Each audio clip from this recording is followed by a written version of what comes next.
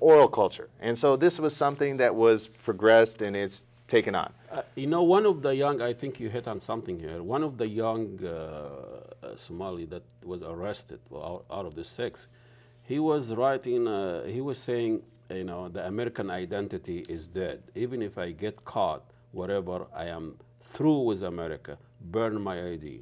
Correct. So, you know, this is what it is. And this is a gangs issue also of non-Muslim, non-black. I mean, it's all over the United States. Correct. We have a gangs youth problem. Correct. And how is it different than this, the problem of the mainstream youth? So one of the things that is different than the mainstream youth is, like, for example, if we take a look at Baltimore, okay, here you have an African-American community, okay, and you see in the media, they see them portraying this mother going out and beating her son, right? As if, you know, this is what they're going to solve the problem. Okay, yes. It's a parental problem. But it is a youth problem. And you can see that the African-American community actually has had a lot of history to go ahead and deal with this problem. I remember back in the 90s with the gang problems that were going with the Crips and the Bloods, and they were killing each other. And where a lot of these pastors and stuff that are in Baltimore actually went and put their own lives on the line to go ahead and get them to sit down at the table, to go ahead and deal with this issue and to get rid of this youth problem. And it's come a long way even to this. And so there are still some problems because you can see the poverty that is going through there. You can see the non-access to education. You can see the non-access to many different things. Why don't white folks see that? I mean, when they see that mother slapping her kids, they think the problem with the black community, they don't have a father, or they know. But in fact, that mother, from a black perspective, which I talked about, this mother wants to save her kids from the police brutality. Correct. Developing a skill to survive in the street. Correct. Stay out of it. It's not because, you know, it's a black problem. It is still a police problem. Correct. Brutality problem. Correct. And nobody sees it that way except somebody grew up in a black community. One of the things I'd like to add on that is that, you know, when the riots happened, for example, when they say Baltimore is burning, right? Nobody showed that when they were peacefully marching through the streets. Exactly. And the white people that were standing on the side of the streets were saying, "Go home, you N-word." Yeah. And they're yelling racial epithets, and they're throwing And the stuff Ku at Klux them. Klan and They're the doing racist. all of this stuff, and you did not see any national It was media peaceful putting in this. the beginning. Right, and you see this all the way up, and then all of a sudden it just erupted into flames, and all the news crews were right there to catch it all.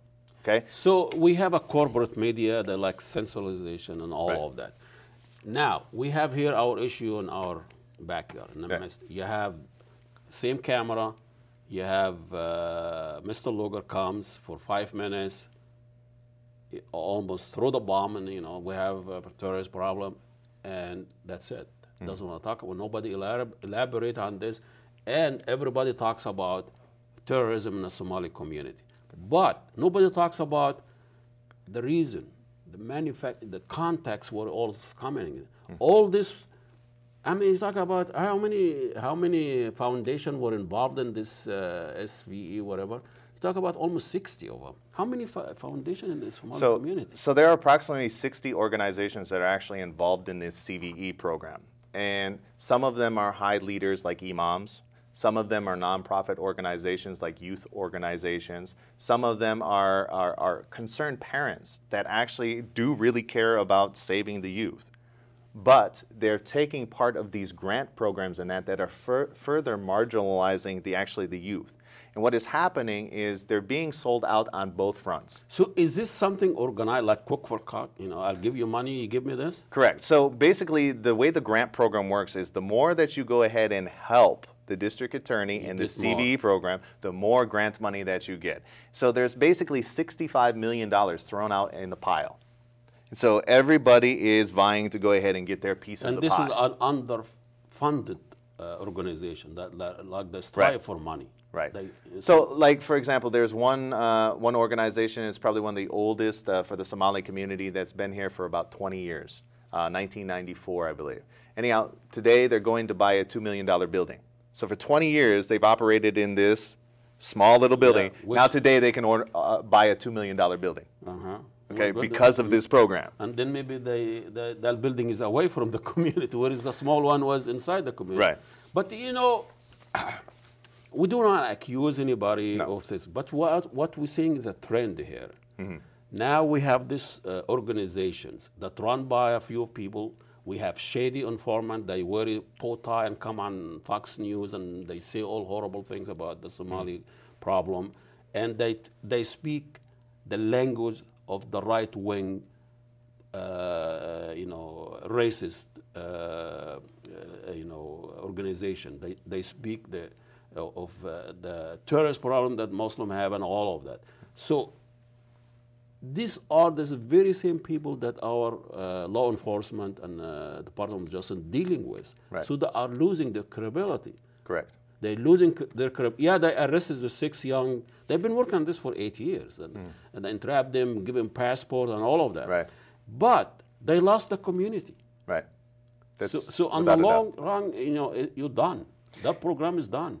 The amazing point I want to bring up is, like, for example, before the first beheading happened with ISIS, before the first one, they caught an FBI informant, a young Somali male, inside of Masjid Carmel in Minneapolis.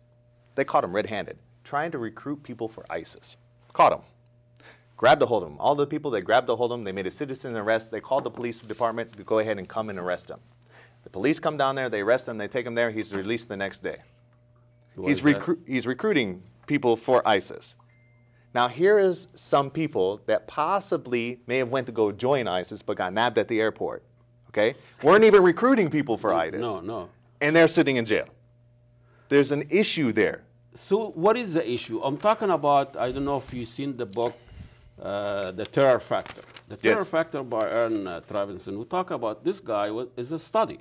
Went to 505 cases, terrorist cases, and found out 92, over the 90% of these cases was entrapment. Correct. Or somebody desperate has an issue and the FBI put pressure on him, you do this, go to Caesar Tower. This is all data. It's not an opinion, it's not a view. Right. So this is all knowing. Now why our State Department or Department of Justice is still doing the very same thing that is not working, that is not, and I know the FBI wants funding too. Right. And this is really make them look good. They are arresting people. They get money funding. So it's both ways. Everybody wants funding. So follow the money then. Right. So if you actually follow the money as it's going along the route, you will see that they need to have evidence in order to go ahead and make their cases go. Somalis are unfortunately an easy target. For one, they have Al-Shabaab, which is inside of the country, okay, that is destabilizing the whole country, which is always in the media. In Somalia. Not here. No, in Somalia. Yeah. And so this is always in the media. It's always on people's consciousness. Now you have Somalis who are refugees, who have been taken away from their country, that fled because of war, and are in every single Western country around the globe. Yes. If you look around the globe, there's no other people that are in there. No. I know Somalis that speak Chinese in Somalia. I'm like, how did you get to China? Yeah.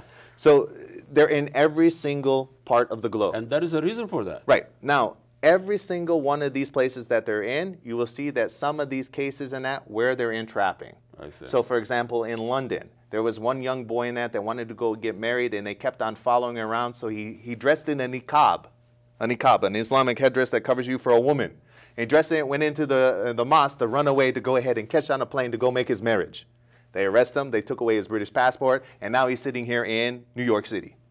Okay, How did he end up here? Because they indicted him, they took him to a secret spot in Djibouti, and then they extradited him here to New York. And so he's still in New York right now, just to go get married. He was going to marry his cousin, and he had to go ahead. What was the marriage and all this? What is this love woman? I mean, it's always end up on a woman. I understand. We talk to CARE. CARE is heavily involved. There's been accused of all sorts of things. Here is their press release. Today, the Minnesota chapter of Council, what's CARE, is American Islamic Relationship, announced the growing list of nearly 50 Minnesota Muslim organizations that sign on the statement highlighting the concern over the Department of Justice countering violent extremism pilot program. Now a lot of those organizations were supporting the FBI. Correct.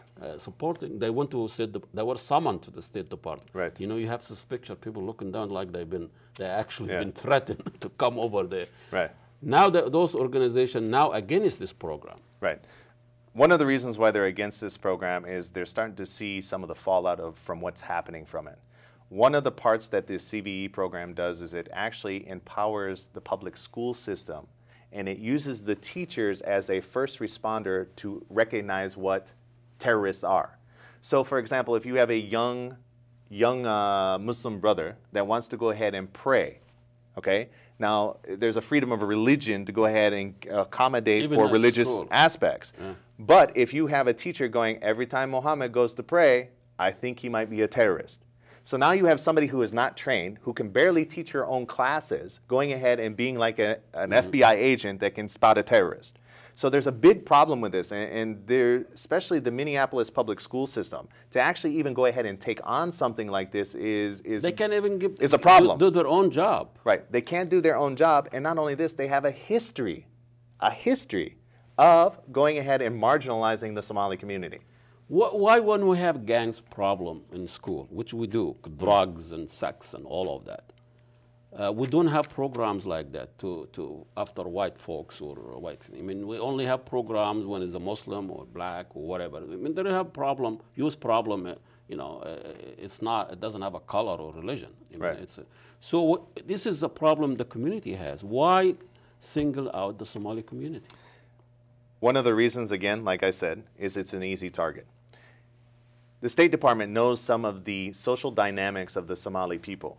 They know their problem with Kabil, which means tribalism. Yeah. Okay, they understand And the I dynamics. think they use it against each other. Correct. They do. They use these dynamics against one another. They know that they're struggling financially to get a hold of finances to run their organizations and things like that. And so they exploit these different things.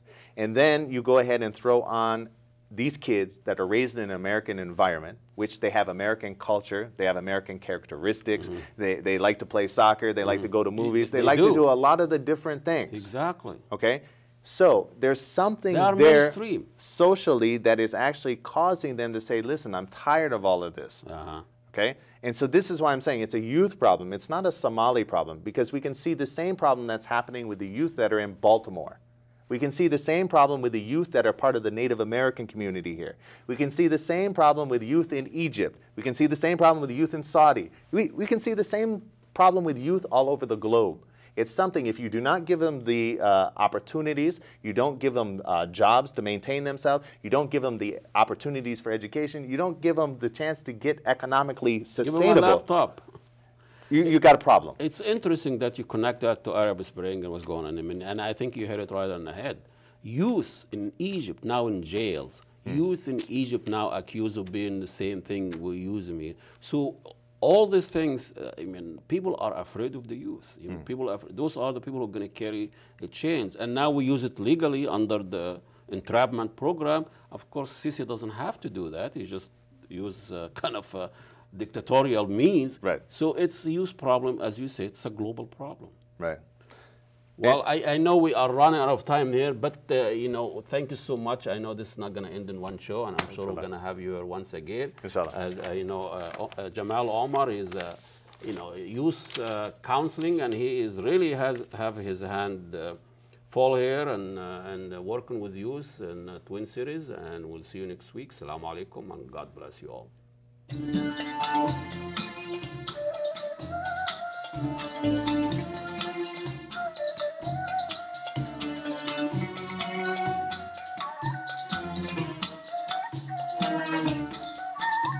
Thank you.